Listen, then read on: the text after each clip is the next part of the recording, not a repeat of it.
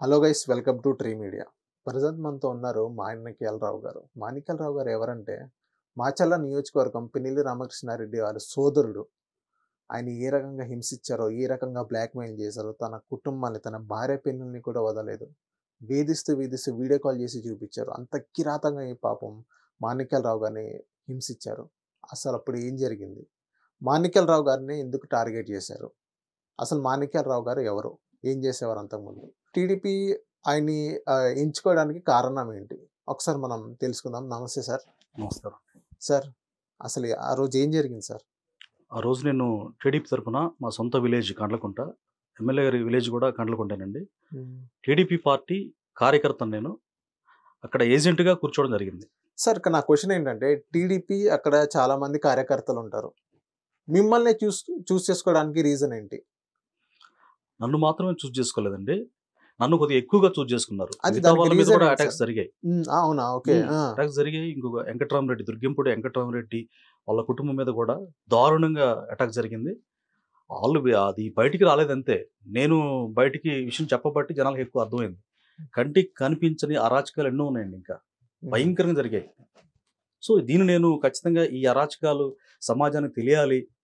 అసలు వాళ్ళు ఏంటి? వాళ్ళ యొక్క వ్యక్తిత్వం ఏంటి? తెలియాలని చెప్పేసి నేను ప్రాణాలు తెగించి నేను జనబాహుల్యానికి వివరించే ప్రయత్నం చేస్తున్నానండి. ఎప్పుడైతే నేను వాళ్ళకి వ్యతిరేకంగా ఏజెంట్ కూర్చున్నానో, ఆ రోజే నా ప్రాణాల మీద ఆశలు వదిలేసుకొని వచ్చాను నేను. ఎందుకు సార్? ఎందుకంటే మిమ్మల్ని నమ్ముకొని మీ కుటుంబం ఉంది. మీ పిల్లలున్నారు. ఎందుకు ఇంత సాహసం చేశారు ఒక పార్టీకి? ఎందుకంటే సార్, ఎన్నాళ్ళని బానిస ఒక పిల్లిని మీరు ఇంట్లో పెట్టి కొట్టినా, తీవ్రంగా కొడతా ఉంటే, ఇక ఖచ్చితంగా రివర్స్ అవుతుంది. ఎదురు తిరుగుతుంది. అవును. అణుచుకున్నాం. మాకెందుకని పట్టించుకోలేదండి. అట్లా పట్టించుకోకపోయినా కానీ టార్గెట్ చేసి, ఒక వ్యక్తి మామూలుగా మంచిగా బట్టలేసుకొని నీట్‌గా హుందాతనంగా ఉంటేనే, పలానా కమ్యూనిటీ ఉండకూడదు. మాకెప్పుడు కాలు కింద నల్లిలాగా ఉండాలి. హ్మ్. వాళ్ళు అధోగతి పాలవ్వాలి, నీచంగా ఉండాలి అని చెప్పి చాలా నీచంగా అక్కడ అన్‌టచబిలిటీ ఉందండి ఇప్పటికి కూడా. ఇప్పటికి. ఆ విలేజ్‌లో 2 గ్లాసుల సిస్టమ్ ఉంది. హోటల్స్‌కెళ్తే దళితులకు ఒక గ్లాస్ ఉంటుంది. అప్పర్ కాస్ట్‌గా ఉన్న వాళ్ళకి ఇంకో ఇప్పటికి క్యాస్ట్ కూడా ఉంటుంది. అది ఇప్పటికి మెయింటైన్ కూడా ఉంది. జరుగుతాయి. ఈ జనరేషన్‌లో గూడా ఇంత హ్మ్. టెక్నాలజీ పెరిగినా గాని, ఇంత చేస్తున్నారు. అవుతుంది గాని, అవును. అక్కడ ఎవరు ఎదిరించలేరా సార్? అంత అట్లా చేస్తున్నా గాని? ఎదిరించబట్టే నేను నాకు వాళ్ళేమంటున్నారంటే, ఆ! "ఎవ్వరికి లేనిది నీకేంది?" అంటే మా కమ్యూనిటీలో ఎవరు ఎదిరించలేదండి వాళ్ళని. నాకు హ్మ్. కూడా స్పెసిఫిక్‌గా వాళ్ళని ఎదిరించుదామని నేనేదో పెద్ద హీరోలాగా ఉందామని నాకు ఆ ఉద్దేశ్యం లేదు సార్. హ్మ్. నా ఆత్మగౌరవాన్ని దెబ్బతీస్తున్నారు. అంటే నువ్వు కూడా బలవంతంగా మాకు బానిసగా ఉండురా, మా పార్టీకి ఓటెయ్యరా, మమ్మల్ని ఎదిరించి మా కాలు ముక్త బాంచన్ అనేటట్టు నువ్వు ఉంటే నీకు బ్రతకడానికి అవకాశం ఉంది. కండ్లకుంటలో నీవు ఆహ్, నివాసం ఉండటానికైనా, జీవించడానికైనా మేము హక్కు కల్పిస్తాం. అది బానిసలాగా ఉంటే. నువ్వు హ్మ్. హుందాతనంగా అందరిలాగా బాగుంటావు. నువ్వు జర్నలిస్ట్‌గా లేకపోతే నువ్వు ఒక ఎడ్యుకేటర్‌గా ఏదో అందరూ ఈక్వల్ అంటే మాత్రం మేము సహించం అనేది వాళ్ళ హ్మ్. ఇంటెన్షన్ అండి. మీరు బూత్ ఏజెంట్ కదా అక్కడ? అవును. ఓటేసారా? ఏయలేదు. ఏయలేదా? ఏయలేదు. హ్మ్. ఓటు గూడా ఎయనీయలేదా? లేకపోతే మీరే ఎయడానికి టైం లేదంటారా? ఎయ్యనే లేదు. నా మీద దాడి ఎయనీయలేదు. అటాక్ ప్రాణాలు తీస్తా ఉంటే నేను ఎట్లా ఓటేయగలనింకా? హ్మ్. ఎవరు చెప్పారు ఓటెయ్య సార్ ప్రాణాలు తీస్తారని? అసలు ఎవరు చెప్పడం గాదు. ఆ! చేశారు. ఆ! చెప్పకుండానే అటాక్ చేశారు నా మీద. అసలేం జరిగింది సార్ ఆ రోజు? ఫ్రమ్ ఫ్రమ్ ద అస్సలేదు. హ్మ్. పొద్దున్న 6 నుంచి స్టార్ట్ అయింది. ఏదన్నా అది వర్క్ అనేది అవును. ఏజెంట్‌గా 6 నుంచి స్టార్ట్ అయింది. అప్పటి స్టార్ట్. నుంచి ఏమైంది సార్ అసలు? 6కి నేను ఏజెంట్‌గా కూర్చున్నానండి. పోలీసులొచ్చి మమ్మల్ని ఏజెంట్లందరిని కూడా మొబైల్స్ ఇవన్నీ తీసుకొని మమ్మల్ని అక్కడ విడిచిపెట్టి వెళ్ళిపోయారు. ఆహ్, ఫోన్‌లు ఏవైతే ఉన్నాయో మాయి మొత్తం కూడా ఫోన్‌లు తీసుకున్నారు. వాళ్ళ దగ్గర కొంతమంది దగ్గర ఫోన్‌లున్నాయండి. తీసుకోలేదు వాళ్ళ దగ్గర. హ్మ్. రీజన్ ఏంటో తెలీదు నాకు. రీజన్ ఏంటంటే ఇన్‌ఫ్లూయెన్స్. తీసుకున్నారు, కూర్చున్నామండి. ఆ కూర్చున్న 1 అవర్‌కి 7:00కి 6కి స్టార్ట్ అయింది గదా! 7:00కి ఒక్కసారిగా వాతావరణం మొత్తం అక్కడ మారిపోయింది. అంటే హ్మ్. వాతావరణం మారడం అంటే క్లైమేట్ కాదు. అదే. అక్కడ జనాలు ఒక్కసారిగా అనాథరైజ్డ్ పర్సన్స్ మూకుమ్మడిగా పంచెలు కట్టుకొని, కొంతమంది తలగొడ్లు చుట్టుకొని, ఆయుధాలు ధరించి హ్మ్. ఎవరిని అటాక్ చేయాలని వస్తున్నారు అసలు అక్కడికి. పోలీసులు అలౌ చేయకూడదు నిజానికి. ఎలాంటి ఆయుధాలు మీరు జూసారు? బీర్ బాటిల్లు చూశాను. తర్వాత పెట్రోల్ బాంబులు గోడ పక్కన చూశాను. ఆ! అంటే హ్మ్. పెట్రోల్ బాంబులు చేతిలో పట్టుకోవడం కాదు గానీ పక్కన ఉన్నాయి గోడ మారణాయుధాలు. పక్కన. గోడ పక్కన ఉన్నాయి. అలాగే గోడ పక్కన పెట్రోల్ బాంబులతో పాటు ఆహ్, బరిసెలు, గండ్రగొడ్డళ్ళు, మారణాయుధాలు. అంటే చిన్నప్పుడు నేను చూశాను. మా ఊర్లో ఫ్యాక్షన్ ఉంది. హ్మ్. రాయలసీమను మించిన ఫ్యాక్షన్ నేను చూశానండి చిన్నప్పుడు. నేను ఎళ్తూ ఉంటేనే బాంబు నాకు తగలబోయింది. బాంబులేసుకున్నారు కూడా. హ్మ్. అట్లాంటి గ్రామం అది. అయితే అట్లాంటి గ్రామంలో చిన్నప్పటి నుంచి నా తల్లిదండ్రులు నన్ను చదివిచ్చారండి. అంటే ఉన్నతంగా వాళ్ళు విలువలతో నన్ను చదివిచ్చారు. చదువుకున్నప్పుడు ఎట్లా ఉండాలి ఏంటి అనేది సహజంగా మనకు తెలిసిపోద్ది. ఎడ్యుకేషన్ అనేది ఎంతో విలువైంది, అది మీకు తెలుసు యాజ్ ఎ జర్నలిస్ట్గా. నేను ఆ భావజాలంతో ఆత్మగౌరవం నేర్చుకొని చక్కగా అందరం ఒకటే, మనుషులంతా హ్యాపీగా ఉండాలి, శాంతి సమాధానాలు ఉండాలి, అందరూ ఈక్వలే, ఎక్కువ తక్కువ ఏం లేదు అని చెప్పి నేను కొంతమంది యూత్లో కూడా అవేర్నెస్ తీసుకొచ్చే ప్రయత్నం చేస్తున్నాను. మా కాన్స్టిట్యున్సీలో చాలా మంది చదువుకునే స్కూల్స్ దగ్గర ఫ్రెండ్స్ అందరూ. అది వాళ్ళకి నచ్చలేదండి మెయిన్. అంతకు మించి నా మీద వాళ్ళకి వాళ్ళకి ఎలాంటి సంబంధం లేదు అసలు. నువ్వు మా దగ్గరికి అంటే కొన్ని సందర్భాల్లో ఫర్ ఎగ్జాంపుల్ నేను ఎంఏబిడి చదువుకున్నానండి. నాకు టీచర్ పోస్ట్ కావాలి అని వాళ్ళు నేను అడిగితే వాళ్ళు అది నాకు హెల్ప్ చేయలేదు. మేము చెయ్యమురా, నువ్వు ఎందుకంటే ఇట్లా అందరు ఈక్వల్ అంటావు, నువ్వు ఇక్కడ అవేర్నెస్ కల్పిస్తావు అంటే బానిసత్వం నుంచి నువ్వు బయటకు తీసుకొచ్చే ప్రయత్నం చేస్తావు అన్నట్టుగా వాళ్ళు ఏంటంటే నీకు చెయ్యమ హెల్ప్ అని అన్నారు. ఇవన్నీ నేను చూసా. అట్లాంటి ఇప్పుడు నాకు హెల్ప్ చేసి లేకపోతే నాకు హెల్ప్ చేయకపోయినా పర్లేదు, నా మీద విద్వేషం కాకుండా నా మానను వదిలేస్తే నాకు నేను అసలు వేరే పార్టీకి వెళ్ళేవాడిని కూడా కాదేమో, వీళ్ళేంది ఇంత క్రూయల్టీగా ఉన్నారనుకొని నేను సొసైటీని అబ్జర్వేషన్ చేస్తున్నప్పుడు నాకు టీడీపీ పార్టీ మీద అభిమానం ఆటోమేటిక్ కలిగింది చిన్నప్పటి నుంచే. ఎందుకంటే చంద్రబాబు నాయుడు గారి అడ్మినిస్ట్రేషన్ కావచ్చు, ఆయన యొక్క ఆలోచన విధానం, డెవలప్మెంట్ కావచ్చు, ఇప్పుడు హైటెక్ సిటీ హైదరాబాద్, ఇవన్నీ ఆయన ప్లానింగ్, ఇదంతా విజనరీ అన్నీ చూసి ఆకర్షితున్నాయా. నేను నా ఫ్రెండ్స్తో అంటూ ఉంటా, చంద్రబాబు నాయుడు గారు చాలా ఆయన విజనరీ, ముందు చూపు చాలా బాగుంటుంది, దూరదృష్టి ఉంటుంది, ఆయన అడ్మినిస్ట్రేషన్ బాగుంటుంది, నాకు నచ్చుదని చెప్తూ ఉండేవాడిని. దానికి అనుగుణంగానే నా ఫేస్బుక్లో అలాగే నా సోషల్ మీడియాలో నాకు ఇష్టం ఆ స్వేచ్ఛ నాకు ఉంది కదండి, నేను షేర్ చేస్తూ ఉండేవాడిని.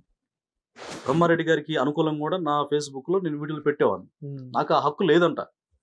అరే నువ్వు మా ఊరై ఉండి, ఎమ్మెల్యే ఊరై ఉండి, నువ్వు బ్రహ్మారెడ్డి గారికి నువ్వు పెట్టే అంత ధైర్యమా అంటే, మాకు ఆపోజిట్ పర్సన్ బ్రహ్మారెడ్డి గారికి ధైర్యం అంటే, నాకు ధైర్యం ఎందుకు సార్, నాకు ధైర్యం ఎందుకు ఉండాలి?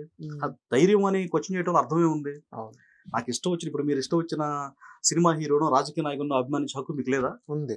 ఎందుకు మీరు అభిమానిస్తారు? నేను నమ్మే హీరోను లేకపోతే నేను ఇష్టపడే హీరోనే మీరు అభిమానించి తీరాలి అని నేను మిమ్మల్ని అంటే అది ఎంత హాస్యాస్పదంగా ఉంటుంది. అదే నా మీద ఉంది. ఆ కారణం చేతనే నా మీద అటాక్ చేయడానికి కారణం అండి. ఆ రోజు మారణాయుధాలు అవన్నీ అసలు ఎక్స్పెక్ట్ చేయలేదు సార్. ఏదైతే అక్కడ మారణాయుధాలు, బాంబులు కానీ, పెట్రోల్ బాంబుల వైపు ఏదైతే మీరు చెప్పారో అక్కడ అవన్నీ ఉన్నాయని మీరు చెప్తున్నారు. పోలీసులు ఏం చేస్తున్నారు? ఎలక్షన్ డిపార్ట్మెంట్ ఏం చేస్తున్నారు? అక్కడ అందరూ కూడా అసలు లా అండ్ ఆర్డర్ ఫెయిల్ అని చెప్పాలండి. ఆ రోజు అంటే తక్కువ మంది ఉన్నారు. ఈసీ గారు అనౌన్స్ చేసింది ఏంటంటే, సమస్యాత్మకమైన ప్లేస్లు ఏవైతే ఉన్నాయో అక్కడ పోలీస్ ప్రొటెక్షన్ ఎక్కువగా ఉంటుంది, ప్రజలు ఎలాంటి సమస్యలు లేకుండా స్వచ్ఛందంగా ఓటేయడానికి మేము అక్కడ ఫెసిలిటీస్ కల్పిస్తున్నాం అని చెప్పేసి మీడియాలో స్టేట్మెంట్ ఇచ్చారు ఈసీ గారు. అది నమ్మాం. ఇప్పుడు నేను ఏజెంట్గా కూర్చోవడంలో కూడా నేను చాలా హ్యాపీగా కూర్చున్నా. ఎందుకంటే పోలీస్ ప్రొటెక్షన్ ఉంటుంది, హ్యాపీగా పారదర్శనం జరుగుతుంది, ఎన్నికలు బాగా జరగాలి, మంచి పరిపాలన రావాలని చెప్పి ఇది నేను సహించలేక, ఈ బాధలు భరించలేక, ఈ పర్సనల్ అంటే ఈ కులతత్వం కానీ ఇవన్నీ లేకుండా మంచి పరిపాలన రావాలనుకుని టీడీపీ అభిమానిగా, చంద్రబాబు గారి అభిమానిగా, బ్రహ్మారెడ్డి గారి అభిమానిగా నేను కూర్చోవడం జరిగింది. అది రీజన్. నాకు ఆ స్వేచ్ఛ ఉంది కనుక. సో ఏదైతే మీరు బాంబులు అవన్నీ చూసారంటున్నారు కదా, సీసీ కెమెరాల ఏమి ఫుటేజ్ అవన్నీ కవర్ అవ్వలేదు అక్కడ ఏమి? అసలు స్టార్టింగ్ నుంచి ఎండింగ్ వరకు సీసీ కెమెరాలు అనేది వైర్లు కట్ చేశారు, నాట్ వర్కింగ్ అండి. ఇప్పుడు డే 6 నుంచి అసలు 6 నుంచి సీసీ కెమెరా వర్క్ చేయలేదు, పవర్ వర్క్ చేయలేదు, పవర్ లేదు, అసలు కట్ చేశారు. కోర్స్ ఈసీ గారు అది నిర్ధారణ చేసుకుని అక్కడ లైన్ మ్యాన్ ని సస్పెండ్ చేశారు అనుకున్నారు, అది వేరే విషయం. అది కాదు, ఇక్కడ ప్రాణాలు సస్పెండ్ అనేక మంది. ఇప్పుడు పారదర్శక ప్రజాస్వామ్యంలో అవి జరగకుండా, లోపం లేకుండా చూసుకోవాలి వ్యవస్థలు. అది జరగలేదండి. మరి ఆయన ఇన్ఫ్లుయెన్స్ 4 సార్లుగా ఆయన ఎమ్మెల్యేగా గెలిచారు కనుక ఆయన ఇన్ఫ్లుయెన్స్ అంతగా ఉపయోగపడిందని నా భావన. ఇక్కడ మొత్తం పవర్ కట్ అయ్యి మొత్తం ఇన్ఫ్లుయెన్స్ కారణంగానే కట్టింది అంటారు. చెమట పోసి అల్లాడుతున్న లోపల ఎంప్లాయీస్ కూడా ఇబ్బంది పడుతున్నారు. నేను చాలా సార్లు అధికారులు కూడా చెప్పాను, ఏంటి సార్ కరెంట్ లేదు, సీసీ కెమెరాలు పనిచేయట్లేదు అని అంటే, వస్తుందండి అని చెప్పి అంటున్నారే కానీ వాళ్ళు ఆ ప్రయత్నం చేయట్లా. ఒక్కసారి మటుకు అట్లా వచ్చి వెళ్ళిందండి, మేబీ 1 మినిట్ కూడా లేదు. 1 మినిట్ కూడా లేదు. ఇప్పుడు మీరు సీసీ కెమెరా ఫుటేజ్ అక్కడ ఎంక్వైరీ చూసినా ఈసీ గారు చూసినా, ఒకవేళ అక్కడ ఎంక్వైరీ చేసుకున్నా కానీ ఆ ఫుటేజ్ ఉండదండి, 0 ఉంటుంది. సో పిన్నెల్లి రామకృష్ణారెడ్డి గారి సోదరుడు ఏ టైంలో మీ దగ్గరకు వచ్చారు సార్? పిన్నెల్లి వెంకటరామరెడ్డి గారు నా దగ్గరికి 8కి వచ్చారండి. మార్నింగ్ 8కి వచ్చి చాలాసేపు స్పెండ్ చేశారు అక్కడ, దాదాపు ఇంచుమించు 4 అవర్స్ స్పెండ్ చేశారు అక్కడ కండ్లకుంటలో. నాకు తెలిసి తర్వాత నేను డిఎస్పీ గారు నన్ను తప్పించారు, నా ప్రాణాలని ఆయన సేవ్ చేసే ప్రయత్నం చేశారు. ఆ విషయంలో డిఎస్పీ గారికి నేను ఎప్పుడూ కృతజ్ఞుడిని. ఎందుకంటే ఆయన నన్ను సేవ్ చేయకపోతే నేను ఈరోజు బ్రతికుండి ఇప్పుడు మీతో ఇట్లా మాట్లాడేవాడిని కాదు. సో, ఆయన పిన్నెల్లి రామకృష్ణారెడ్డి గారి సోదరుడు మీ దగ్గరకొచ్చి ఏం మాట్లాడారు సార్? నా ఆ దగ్గరకు వచ్చి సోదరుడు వెనక ఎంతమందున్నారు? లోపలికి బూత్‌లోకి వచ్చిన వాళ్ళు 5, 6 మంది ఉన్నారండి. వాళ్ళలో ప్రధాన అనుచరుడు దేశిరెడ్డి నాసర్ రెడ్డి అనే వ్యక్తి. అతనితో పాటు అతను దూషించాడు. పిన్నెల్లి వెంకటరామరెడ్డి దూషించి షర్ట్ బట్టి లాగాడు, హ్మ్. తిట్టాడు, కులం పేరుతో దూషించాడు. అబ్బా! ఆ! నేను దళితుని గనక. ఆహ్, వాటితో పాటుగా ఆయన తిడుతూ ఉన్నప్పుడు కూడా నేను మౌనంగా వింటూ ఉన్నానండి. అంటే ఆహ్, ఎలాంటి భయాందోళన లేకుండా వింటూ ఉన్నాను. ఎందుకు తిడుతున్నారు? ఇది రూల్స్‌కి అగైనెస్ట్ కదా! లాకి అగైనెస్ట్ కదా! అని నేను ఆలోచిస్తున్నప్పుడు వాడంటాడు, నాసర్ రెడ్డి అనేవాడు, "రేయ్! నిన్నేరా తిట్టేది. వినిపిస్తుందా నా కొడకా" అని చెప్పేసి తిడతాడు. హ్మ్. నేను అప్పుడు అడిగాను, నేనేం చేశాను? ఎందుకు నా మీద ఇట్లా చేస్తున్నారు? అంటే హక్కు లేదా? నాకు ఆ స్వేచ్ఛ, స్వాతంత్రం లేదంటే, హక్కుల గురించి మాట్లాడితే ఇక్కడే చంపేస్తాను నా కొడకా నీకెవరు దిక్కు హ్మ్. అని మాట్లాడారు. ఏ కాలంలో, ఏ యుగంలో ఉంటున్నాం మనం? ఈ విషయాన్ని వెలుగులోకి తీసుకొస్తే నిన్ను చంపుతామని థ్రెడ్ ఉంది. వాళ్ళు చిన్నప్పటి నుంచి ఇలాగే అణిచేస్తున్నారు. ఇందాక నేను చెప్పాను. ఒక పిల్లినైనా రూమ్‌లో పడేసి చిత్తగుట్టి సావగొడతా ఉంటే, ఖచ్చితంగా రివర్స్ అయ్యి ఎగబడి తన ప్రాణరక్షణ కోసం ఫైట్ చేస్తున్నాడు. అవును. అలాగే మనకి స్వాతంత్రం రావడానికి కూడా నాకెందుకని అందరూ ఇంట్లో దాక్కుంటే, ఈరోజు ఆ భగత్ సింగ్ గారు అట్లా బ్రిటిష్ వాళ్ళ చేతిలో చాలా దారుణంగా ఆహ్, ఉరేసి చంపేశారాయన. ఆయన ప్రాణాలు వద్దనుకున్నాడు. అలాగే చంద్రశేఖర్ ఆజాద్ కావచ్చు, అందరూ అవును. ఆహ్, ఆనాడు స్వాతంత్రం కోసం పాటుపడిన ఎంతోమంది నాయకులు ఈరోజు వాళ్ళ త్యాగ ఫలమే మనం స్వతంత్ర భారతదేశంలో ఉన్నాం. సో, మీ ఊర్లో ఎన్ని బూత్స్ ఉన్నాయి సార్? పక్కన ఉంటాయా? లేకపోతే దూరంగా పక్క ఉంటాయా? పక్కనే ఉంటాయండి. అండ్ 4 బూతులున్నాయి. 4 వరుసగా అది స్కూల్ అండి. ఓకే. MPP school. హ్మ్. ఆ స్కూల్‌లో వరుసగా ఉంటే నాది చివరి బూత్ అయినటువంటి 114. సో, చివరి బూత్ అయిన 114 బూత్‌లో మీ దగ్గరికి వచ్చి మిమ్మల్ని దూషించారా? లేకపోతే మిగతా 3 మిగతా బూతొచ్చి వాళ్ళని కూడా తిట్టారు, దూషించారు, గొడవలు పెట్టుకున్నారు, షర్టులు పట్టుకున్నారు. హ్మ్. దుర్గముడి వెంకటరెడ్డి. ఆయన ఇట్లాగే వేరే దొంగ ఓట్లేపిస్తుంటే ఆయన ప్రతిఘటించాడు. ఇది తప్పు అని చెప్పేసి ఆయన నిలబడితే ఆయన గట్టి టీడీపీ కార్యకర్త అండి. హ్మ్. మా ఇంటి పక్కనే ఆయన ఇల్లు. దుర్గంపూడి వెంకటరెడ్డి. అంటే ఆయన మీద గొడవ పెట్టుకొని మోదుగుల వెంకటరెడ్డి అనే అతను ఆహ్, ఈయన మీద అటాక్ చేశాడు. హ్మ్. ఇద్దరు షర్టులు పట్టుకున్నారు. ఆయన తగ్గలేదు ఆయన కూడా. హ్మ్. ఆయన నా ఇంటి మీద మాత్రమే కదా దాడి చేసింది. నా ఇంటి మీదకుంటే జనబాహుల్యం చెప్తున్నాను నేను. జనాలకి తెలియాలి ఈ వాస్తవం చెప్తున్నాను. అంతేగాని దయచేసి నా మాటలు వినే ప్రజలకు కూడా నాకు ఎలాంటి ఎవ్వరి మీద లేదండి. నా మీదనే కదా దాడి. సారీ దుర్గంపూడి వెంకటరెడ్డి గారి కుటుంబం మీద కూడా అండి. హ్మ్. ఆయన మీద దాడి చేసి ఆయన అక్కడి నుంచి లేడు. ఆయన మీద దాడి చేశారు. హ్మ్. అక్కడి నుంచి ఇంటికెళ్ళారు ఆళ్ళు గూడా. ఇప్పుడు మా ఇంటికి ఫస్టొచ్చి ఏం జరిగిందంటే, మా ఇంటికొచ్చి నా భార్య పిల్లల మీద దాడి అటాక్ చేసి, చిత్రవద కొట్టిన తర్వాత, మళ్ళా వాళ్ళ ఇంటి మీద పడ్డారెళ్లి. బా! అదే ఆ! మంది, అదే అదే. జనం, అదే పిన్నెల్లి వెంకటరామరెడ్డి, అదే కిరాయి మూక. ఎళ్లి పడితే అండి, ఎంత హృదయ విదారకరమైనటువంటి విషయం అంటే, ఇద్దరు పిల్లలు ఇద్దరు అబ్బాయిలండి, ఒక అమ్మాయి. హ్మ్. తుర్కిపూడి వెంకటరెడ్డికి. ఆ ఇద్దరు పిల్లల్ని చితగ్గొట్టి కాలువలో బా! ఏసి తొక్కుతూ తల పగిలిపోయిందండి. అయ్యో! మనకి అన్ని పేపర్‌లో వచ్చింది, టీవీ ఛానల్స్‌లో వచ్చింది. ఆ! కాలువలో పడేసి తొక్కుతూ చిత్రవద చేస్తుంటే ఆడబిడ్డ వాళ్ళ కూతురు చిన్న పాప స్నానం చేస్తూ తన అన్నయ్యోళ్ళని కొడుతున్నారని చెప్పేసి అన్నా అనుకుంటా బయటకొచ్చి మీరు ఎందుకు కొడుతున్నారని అంటే వివస్త్రం చేసి కొట్టారండి. అబ్బా! కొట్టి ఆహ్, ఆ పసిబిడ్డని పడుకోబెట్టారు కొట్టి. ఇంకెక్కడుంది మానవత్వం? నా మీద ఎందుకు కక్ష? ఇవి చూసి వీడు టీవీలో మాట్లాడుతాడు, యూట్యూబ్‌లో మాట్లాడుతున్నాడు అని అంటున్నారు. కొంతమంది బానిసలు కూడా అతనికెందుకు అంటున్నారు. ఏం చచ్చిపోతే ఏమైంది? ఆ బ్రతుకు బ్రతకపోతే ఏమైంది? నేను మాట్లాడొద్దా? నిజాలు చెప్పొద్దా? నేనేమన్నా లేనిపోని చెప్తున్నానా? ఉన్న వాస్తవాలు ఇట్లా జరిగింది. అలాంటి వాళ్ళ కింద బానిసలుగా బతకడానికి నేనైతే ఉండలేను. మానసికంగా చంపుకొని, ఆత్మగౌరవాన్ని చంపుకొని నేనైతే ఉండలేనండి. ఎందుకు ఆ బ్రతుకు? అవును. కాకిలాగా 100 ఏళ్ళు బతికే కంటే కోకిల ఒక్కరోజు బతికితే చాలు. ఎవ్వడేం భూమి మీద శాశ్వతంగా ఉండడు.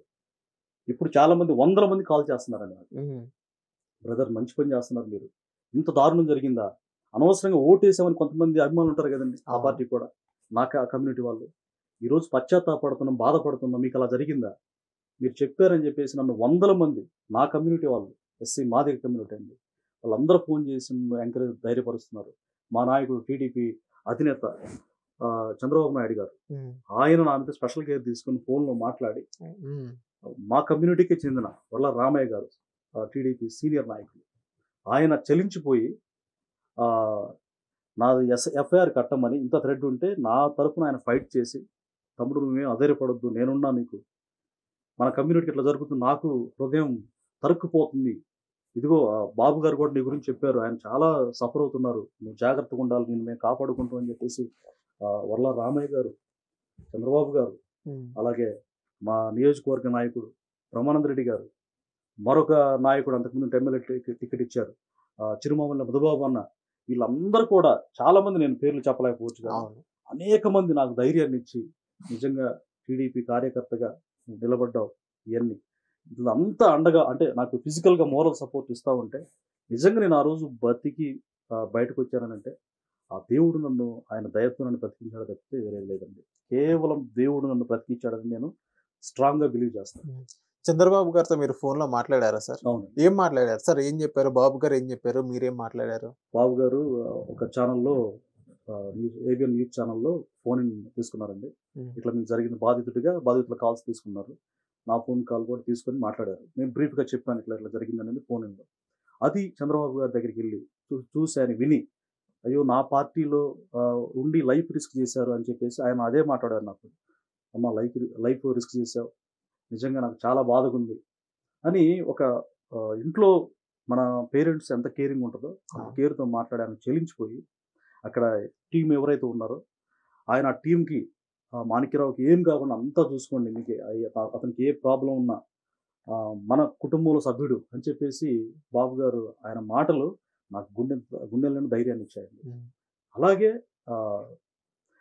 మా టీడీపీ మాచర్ల నియోజకవర్గ ఇన్ఛార్జి బ్రహ్మానంద రెడ్డి గారు, ఆయన మీద కూడా పాలవాయిలో మంజుల గారిని ఇక్కడ నరికారు కదండి, ఆడకూతుర్ని. ఆ సహోదరుని నరికినటువంటి ఆ సందర్భంలో కూడా ఆయన విజిటింగ్కి వెళ్తే ఆయన మీద కూడా ఫిజికల్ అటాక్, కంట్లో కారం చల్లారు, ఆయన వాహనం ధ్వంసం చేశారు. అప్పటికీ కూడా ఆయన కార్యకర్తలను కాపాడుకోవాలి, నేనేమైపోయినా పర్లేదు, ఆయన భయపడలేదండి అసలు. అలాంటి నాయకుడు వచ్చాడు కాబట్టి ఆయన్ని నాకు తెలిసి 2 years నుంచి ఆయన మీద స్కెచ్ జరుగుతూనే ఉంది. ఫిజికల్ గా చేయాలని చూస్తూనే ఉన్నారు. వైసీపీ వాళ్ళ వైసీపీ వాళ్ళు వీళ్ళే ఇప్పుడు దాడులు చేసిన వాళ్ళే. అంతకుముందు మనం ప్రీవియస్ గా కూడా అంజిరెడ్డి గారు అనే ఆయన నిలబడ్డప్పుడు ఆయన మీద కూడా అటాక్ జరిగింది, నడి రోడ్డు మీద, పోలీస్ స్టేషన్ పక్కన కోతవేడు దూరం ఎంఆర్ ఆఫీస్ దగ్గర. అంటే ఎవ్వరు మాకు నిలబడకూడదు, ప్రజాస్వామ్యంలో మేము మాత్రమే అని అలాగే 4 సార్లు వాళ్ళు విన్నారండి. ఇప్పుడు ఈ మాటలు చెప్తుంటే వాళ్ళకి రక్తం ఉడికిపోతుంది. అరే మా విషయాలు మొత్తం వీడు బయటికి చెప్తున్నాడే, ఊర్లో వ్యక్తులకే అవేర్నెస్ కల్పించేవాడు, ఇప్పుడు ప్రపంచానికే తెలియజేశాడు వీడు.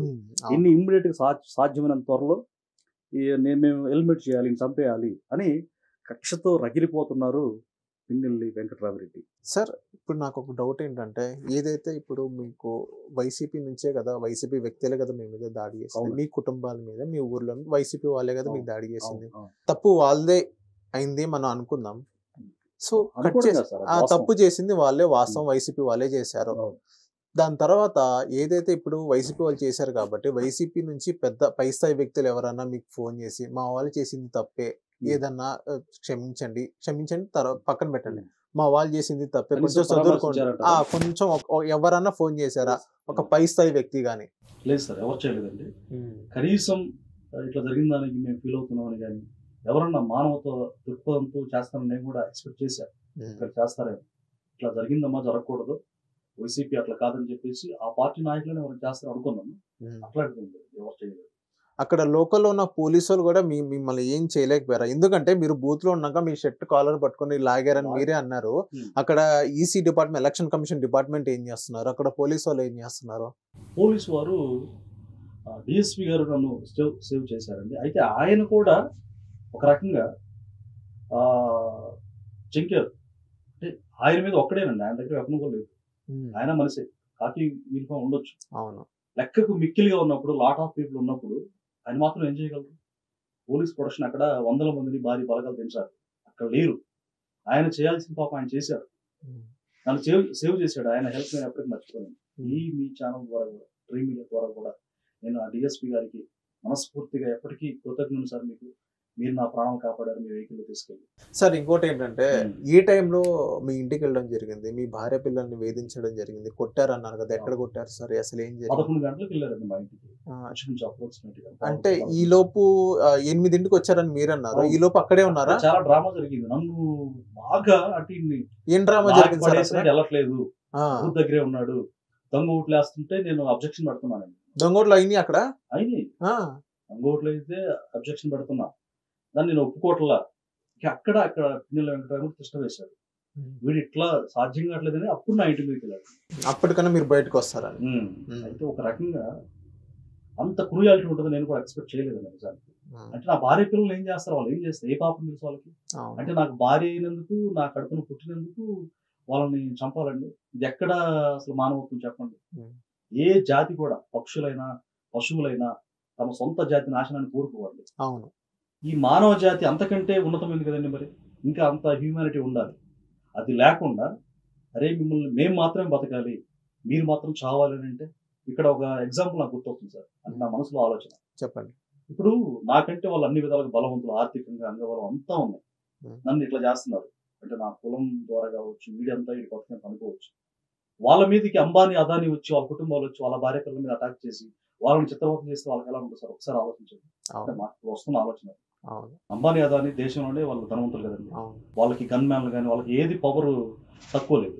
అలాంటి వ్యక్తులు వచ్చి వీళ్ళ మీద దాడి చేస్తే అప్పుడు వీళ్ళు కోర్టులు చట్టాలను ఆశ్రయించరా? వాళ్ళకి జరిగిన బాధను ఇట్లా మీడియాలో పంచుకోరా? జనాలు నన్ను ఎందుకు కొంతమంది 90% మంచి పని చేస్తున్నారు నన్ను అప్రిషియేట్ చేశారు, ఆ 10% వాళ్ళకి చెప్తున్నా, 10% మందికి. నేను ఇట్లా మాట్లాడకపోతే ఆ వాస్తవాలు తెలిసేది ఎలాగా? అలా చేస్తుంటే మరి వాళ్ళ కుటుంబాల మీద, వాళ్ళ భార్య పిల్లల మీద ఇట్లా అటాక్ జరిగితే ఎంత బాధగా ఉంటుంది? నేను ఈ వీడియో చూసే ఆంధ్ర ప్రజలకి, అలాగే తెలంగాణ ప్రజలకి ఒకటే చెప్తున్నాను. నేను ఎందుకంటే మీరే ప్రజలే ప్రభువులు ప్రజాస్వామ్యంలో. మీరు నేను చేసేది న్యాయం కాదు మీరే ఆలోచించండి. నాకంటే అంటే నా కమ్యూనిటీ తక్కువని, ఎస్సీ మాదిగని, అలాగే వీడి బతుకెంత, వీడు మాకు వ్యతిరేకంగా ఓటేస్తాడా, మాకు నచ్చని పార్టీలో కొనసాగుతాడు అనుకొని నా భార్య పిల్లల మీద, నా మీద విచక్షణ రహితంగా దాడి చేసి, కొట్టి, తన్ని చిత్రవత చేశారు. ఏ పాపం తెలియని నా భార్య బిడ్డలను కూడా నన్ను బట్టి. నేనేమి నేరం చేయలేదు. నాకు వాళ్ళు నచ్చలేదు, వేరే పార్టీకి నేను అభిమానిగా మారాను. అయితే నేను పంచుకునే ఒక నా ఆలోచన నేను పంచుకుంటాను. మీరే చెప్పండి, నిజం చెప్పండి. ఇప్పుడు నాకంటే వాళ్ళు ఆర్థికంగా అంగబలం, అర్ధబలం అన్నీ ఉన్నాయి. పొలిటికల్ బలం అంతా ఉంది. నాకంటే బలవంతులు నా మీద వచ్చి దాడి చేశారు. అదేవిధంగా వాళ్ళ మీద కూడా వాళ్ళకంటే బలవంతులైన ఎగ్జాంపుల్ అదానీ, అంబానీ లాంటి వాళ్ళు వాళ్ళ ఇంటి మీద, వాళ్ళ భార్య పిల్లల మీద దాడి చేసి విచక్షణారహితంగా చేస్తే వాళ్ళు ఊరుకుంటారా? వాళ్ళు న్యాయపరంగా కోర్టులను, చట్టాలను, పోలీసులను ఆశ్రయించరా? వాళ్ళు ఇట్లా టీవీ ఛానల్లో మాట్లాడరా? మాకు అన్యాయంగా మమ్మల్ని వీళ్ళు ఇట్లా అటాక్ చేశారండి అని మాట్లాడరా? అది అంటే నేను పంచుకోకూడదా? ప్రజాస్వామ్యాలు అందరూ ఒకటే కదా, అందరికి అదే ఓటు ఉంది కదా. పొలిటికల్ లీడర్కి 10 ఓట్లు ఉంటాయా, 100 ఓట్లు ఉంటాయా? సో మనుషులంతా ఒక్కటే.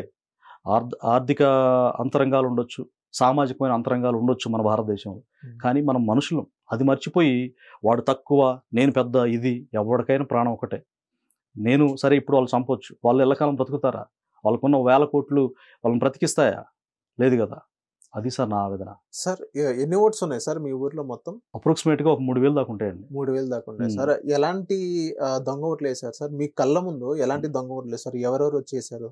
అంటే లోకల్ స్థాయి వ్యక్తులే వచ్చేసారా, లేకపోతే బయట నుంచి ఎవరంటే ఇప్పుడు మీ కిరాయి గుండాలు ఉందా? కిరాయి గుండాలు రౌడీజం చేయడానికి, కొట్టడానికి వచ్చారండి. బూతులకి ఏం రాలేదు. ఉన్న వ్యక్తులే, ఆ ఏజెంట్లు కావచ్చు, మిగతా కండ్లకుంట సంబంధించిన వ్యక్తులే. ఇప్పుడు ఒక వ్యక్తి ఓటేయడానికి వచ్చిందండి, క్యూలో ఒక్కొక్కరే రావాలి. వీళ్ళు 2-3 వస్తారు, వాళ్ళ పార్టీ మీద నొక్కిస్తారు ఆవిడతోటి.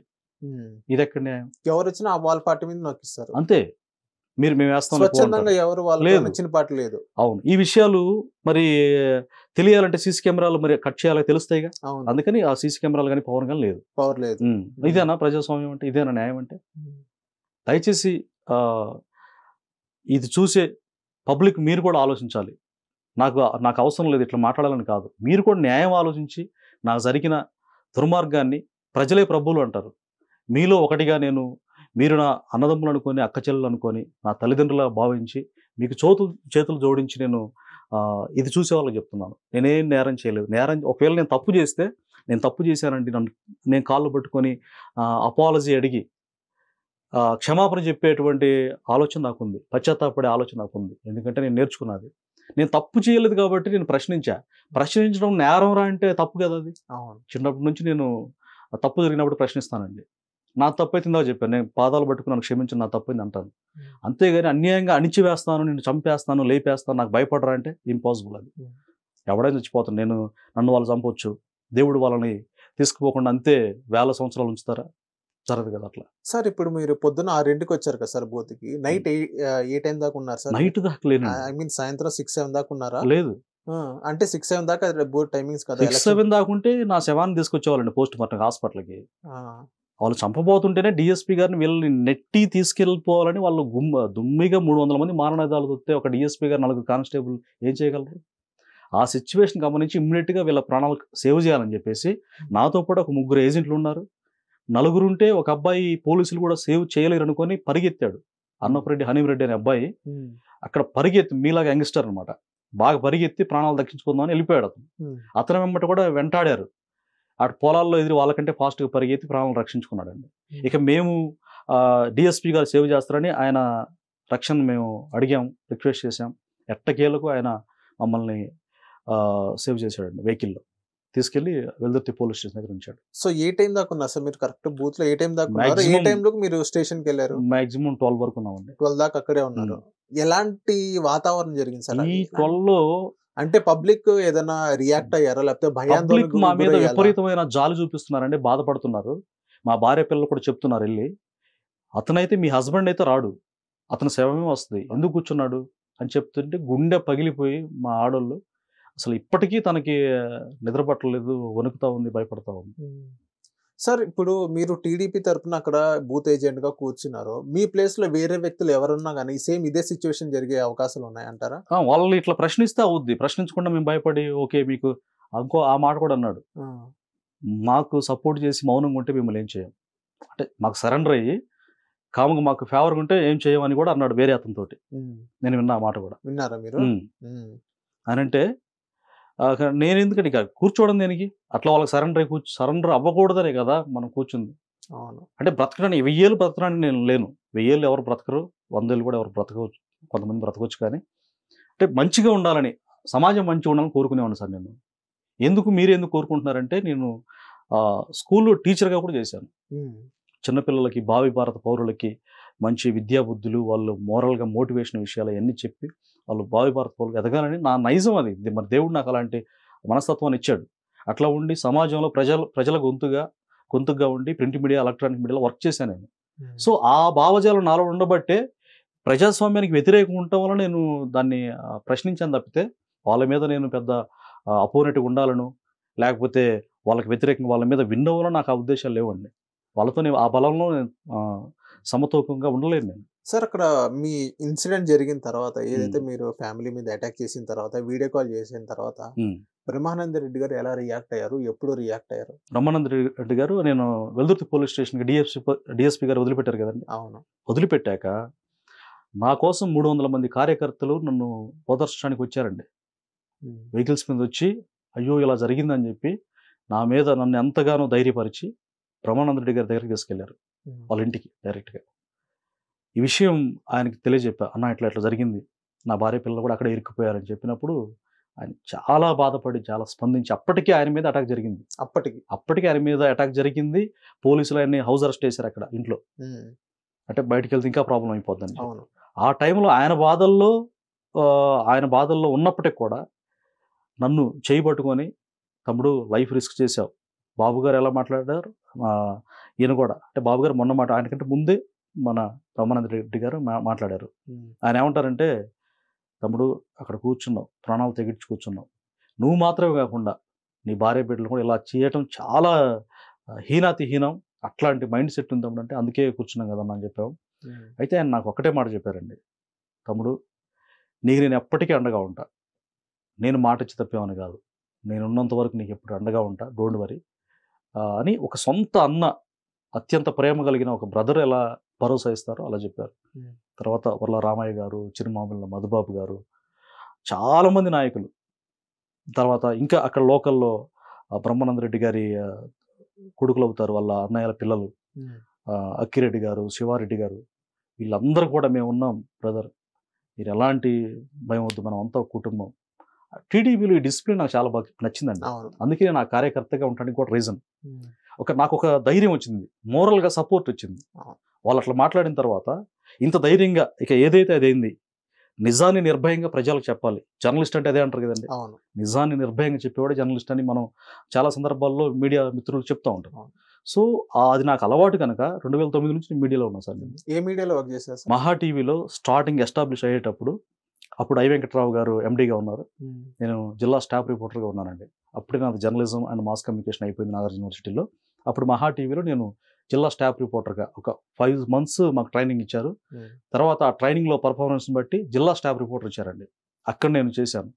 అప్పుడు నేను వైఎస్ఆర్ గారు ఇంటర్లో చనిపోయే కొద్ది రోజుల ముందు కూడా ఆయనతో మాట్లాడి ఆయన బయటలు కూడా నేను తీసుకున్నాను. ఆయనతో మాట్లాడాను.